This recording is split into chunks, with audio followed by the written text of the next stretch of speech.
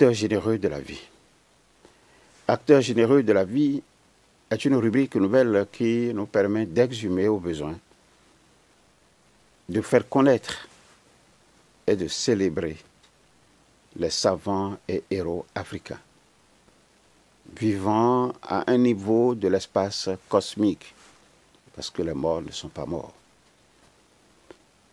Et nous allons les célébrer pour leurs œuvres et leur combat pour une vie heureuse, ici en Afrique et partout ailleurs sur la terre.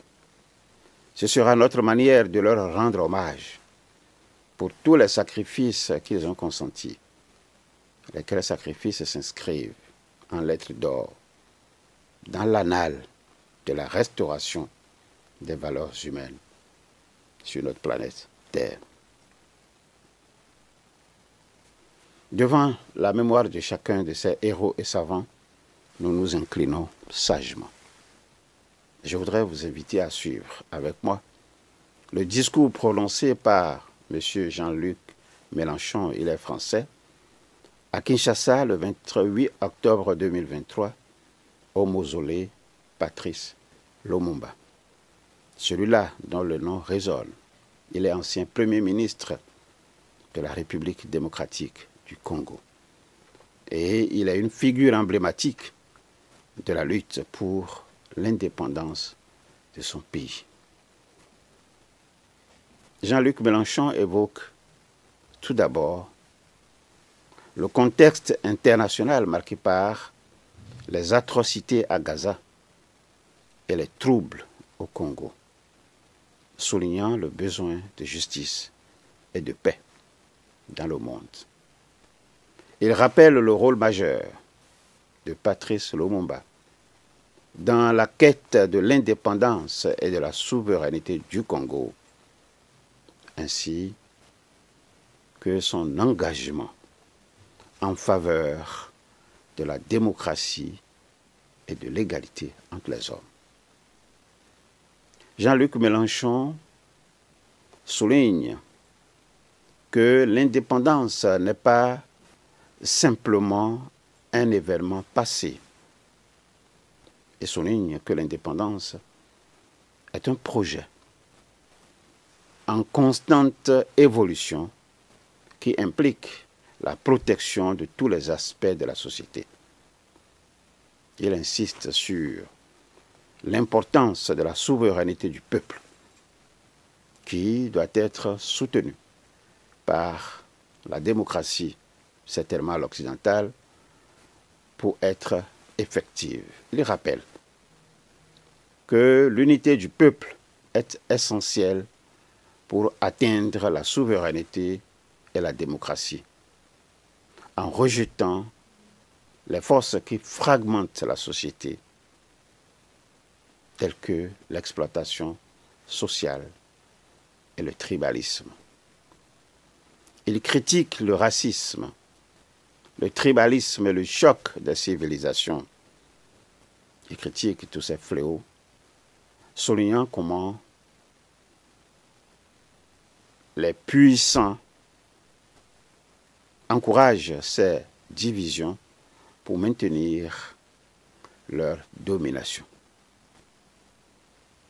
Jean-Luc Mélenchon célèbre le courage de Patrice Lumumba et de tous ceux qui se sont engagés pour la justice et la liberté, incitant ainsi les jeunes générations à s'engager également. Pour finir, il rappelle l'importance d'enseigner aux générations à venir, donc aux générations futures, les leçons de l'histoire et leur enseigner le besoin de lutter pour un monde meilleur. Nous allons suivre Jean-Luc Mélenchon qui est en train de rendre hommage à Patrice Lumumba. Mesdames, Messieurs, présents à Kinshasa avec la délégation que vous voyez, composée de Madame Nadège Abo-Mongoli, députée de Seine-Saint-Denis, de M. Arnaud Le Gall et de M. Carlos Bilongo, député du Val d'Oise, les circonstances ont créé un impératif Lumumba. Cette circonstance est évidemment le massacre abominable qui est en train de se dérouler à l'heure à laquelle nous parlons à Gaza, où l'on prétend répondre aux méthodes de la terreur par d'autres méthodes de terreur, d'une vengeance sans limite, et bien sûr, celui plus particulier du Congo lui-même, avec les manigances meurtrières qui permettent dans l'est du pays que reprennent les exactions qui chassent les gens de chez eux, quand plus de 5 millions sont déjà dû partir, 1 million de plus, depuis que la violence a repris à l'initiative de l'adversaire, tandis que la République démocratique du Congo a scrupuleusement respecté ses engagements de cesser le feu. Alors oui, disons-le, devant tant de massacres, tant d'horreurs, tant d'abominations, de tous côtés, avec de tous côtés le même abject système de 2 poids, 2 mesures, qui fait oublier les uns pour se souvenir toujours des autres, on pourrait finalement douter même de l'humanité. Et comme on pourrait le faire encore plus fort, quand le changement climatique devrait être en train d'enseigner à chacun que l'heure est venue de jeter à la rivière le bouclier et l'épée pour prendre en charge les tâches communes de l'humanité. C'est alors, quand s'avance vers nous l'obscurité qui pourrait nous faire désespérer, qui pourrait nous laisser dominer par les indifférents et les résignés qui sont toujours là pour nous prêcher l'inaction. C'est le moment de se tourner vers la lumière qui brille pour toujours au fond de Patrice Lumumba, comme le peuple congolais, après tant d'années. Et alors même qu'on aurait pu penser que le souvenir de Patrice Lumumba serait moins vif, se sont rassemblés par milliers au retour de ses restes. Cette lumière, c'est celle qui nous permet, à nous Français, à nous insoumis, de nous approprier l'histoire de l'Afrique en nous appropriant, c'est-à-dire en faisant nôtre les valeurs de combat qu'incarnent les femmes et les hommes qui ont libéré ce continent, et parmi lesquels, bien sûr, en première ligne, Patrice Lumumba. Lumumba est notre contemporain. Lumumba, parce qu'il a été le héros de l'indépendance, en d'autres temps, nous avait déjà dit que l'indépendance, il ne suffisait pas qu'elle soit proclamée, il ne suffisait pas qu'elle soit nominale, il fallait encore qu'elle soit réelle, c'est-à-dire qu'elle étende sa protection sur toutes les réalités qui composent une société, et en particulier sur l'économie, et en particulier sur l'égalité entre les citoyennes, les citoyens qui composent la nation. Lumumba nous a appris que si l'indépendance est un droit dorénavant acquis, elle reste un projet et un impératif pour le futur. Et cela ne vaut pas seulement que pour les peuples d'Afrique, mais aussi pour les peuples de l'Europe, qui, après avoir beaucoup dominé, sont à leur tour dominés et partagés comme l'étaient autrefois les sociétés coloniales, et introduit dans leur rang ces discriminations qui répartissent entre les très riches et les très pauvres les populations, humilient les uns et favorisent toujours les autres, toujours les mêmes, des fois les mêmes aux mêmes endroits, dans les mêmes fonctions, avec les mêmes noms.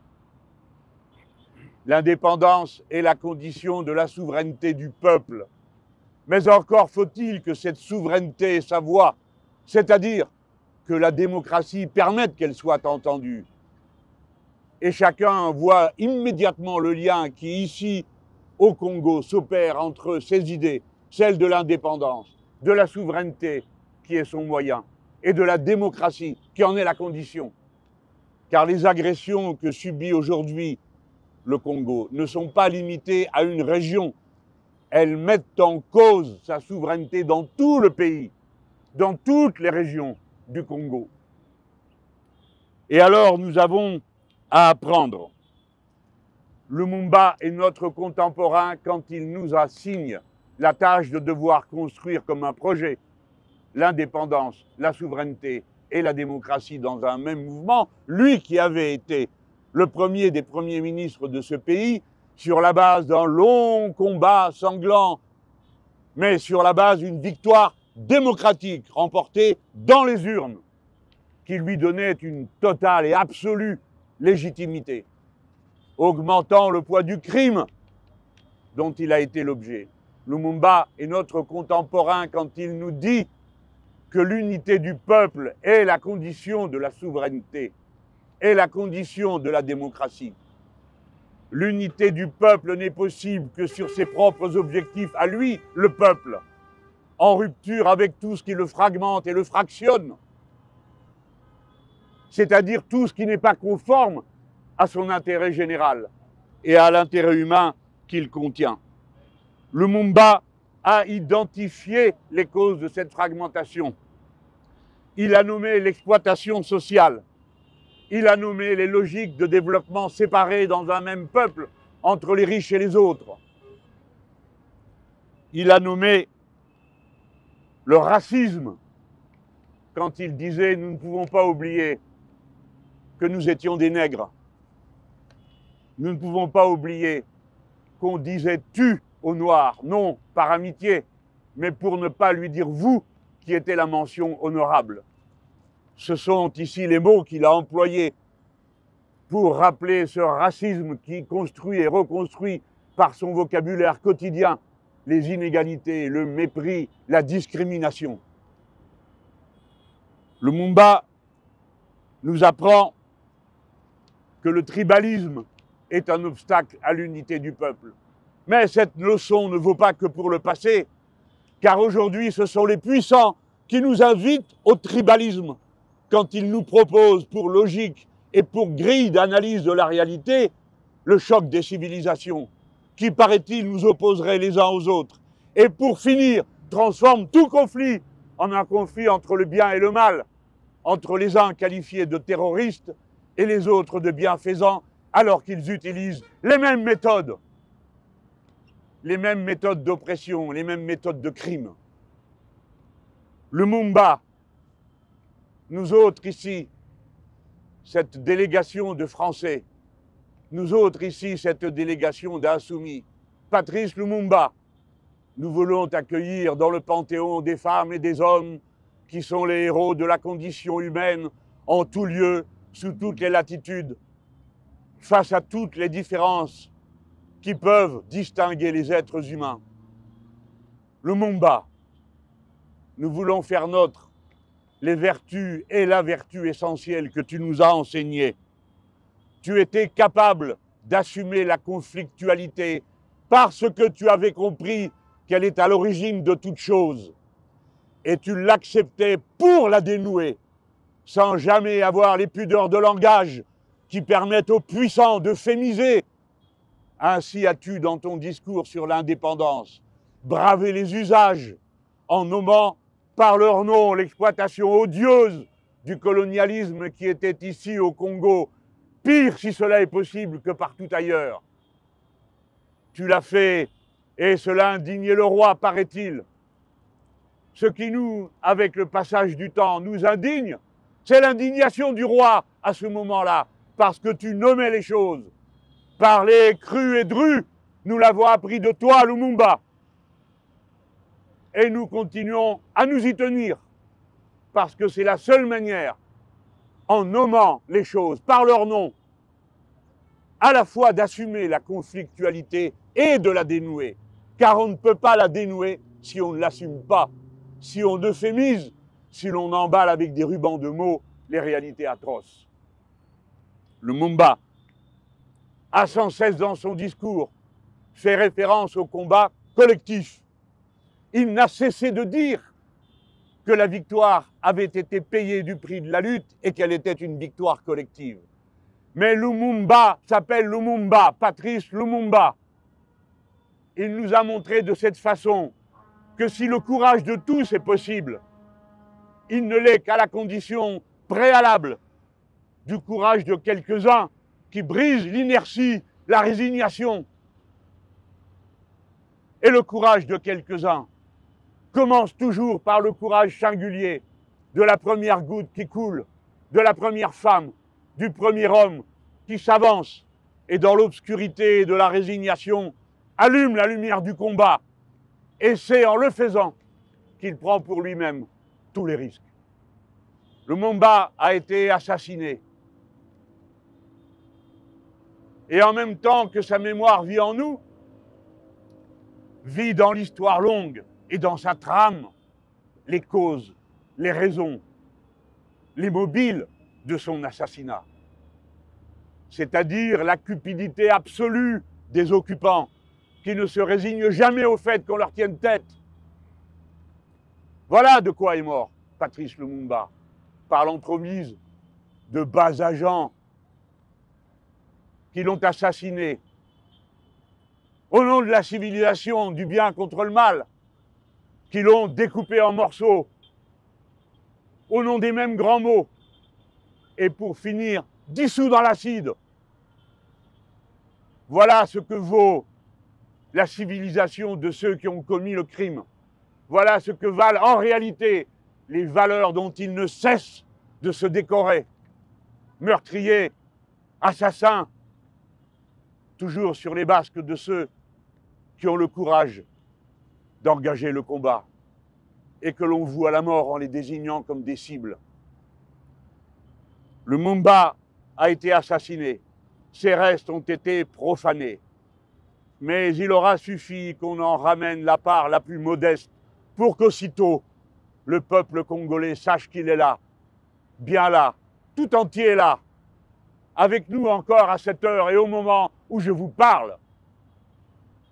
Lumumba, par son destin, par son engagement, nous a enseigné la vertu suprême du citoyen, qui est l'engagement, s'avancer et faire, ne jamais accepter que les choses aillent d'elles-mêmes. L'histoire contient toujours et à toutes les époques le même absurde mélange du meilleur et du pire.